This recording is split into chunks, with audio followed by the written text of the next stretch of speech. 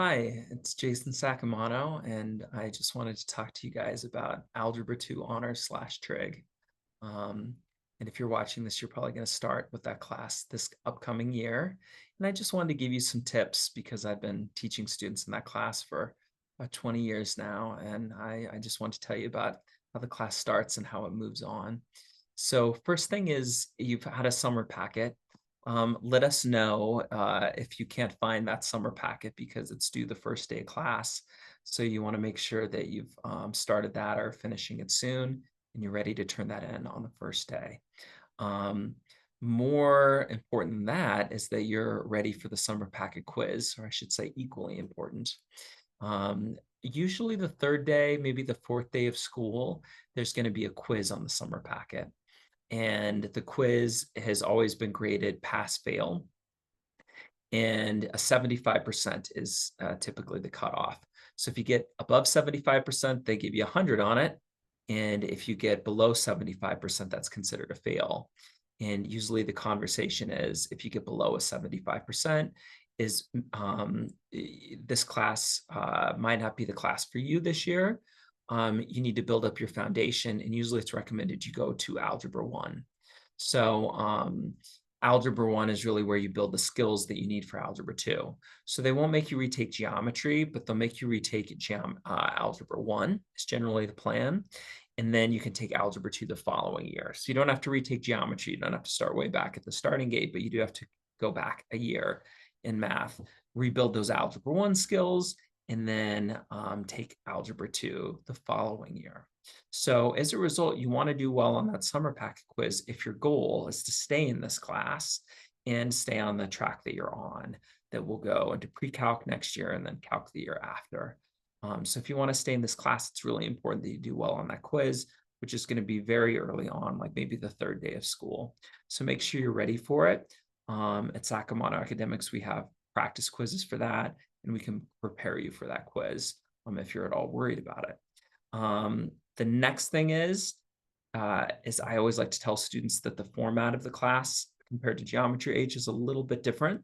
So since you were probably in Geometry Honors last year, let me talk about how this class is a little bit different.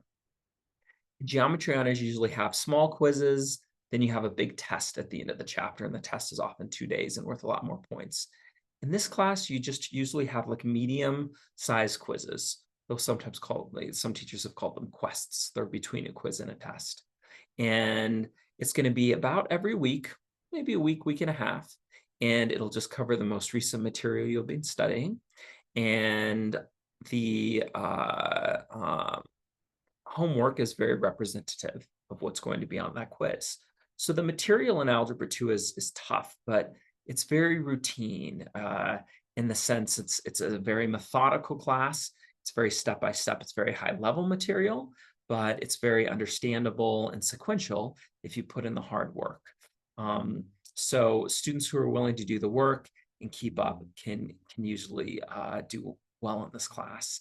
And we support you. And our practice tests are really good for that too, because as long as you know all the homework, usually you'll do well on the tests, and the practice tests that we give really summarize what's in the homework, but kind of confine it down to, what you can do in an hour-long test that you might take at school.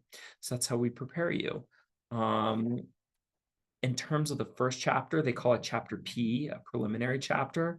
It's actually a pretty tough chapter. So don't think that the first chapter is going to be easy just because it's preliminary. It's some pretty advanced stuff right away. It's an honors level class. And so the first two quizzes are going to be on exponents and radicals. Really the first one is just more basic examples. The second one is more advanced examples, but it's the same content, the same material. And then the third quiz is going to be on factoring. And that one's a really important one. I always tell students, like, really, really focus on doing well on that quiz because it's kind of a foundation for the rest of the class. So even when I have students come into a Sacramento Academics later, and we usually want to get you guys to start as soon as you can, so you have the best possible start to the year and foundation in your knowledge. What I always do is I go back to that third quiz and say, let's make sure you're good on that, because if you aren't good on that material, it just hurts you for the rest of the year. So in that preliminary chapter, especially the third and the fourth quiz, especially that third one, is going to be really important. If that one isn't good, make sure you get help right away, because that one is one that just doesn't go away. It's not like you can do poorly on that and then, oh, it's okay, we'll move on to another topic. No, that information is critical to know on every single quiz going forward. It just comes up over and over and over again. So I like to make a big deal about that one to students. That topic is factoring.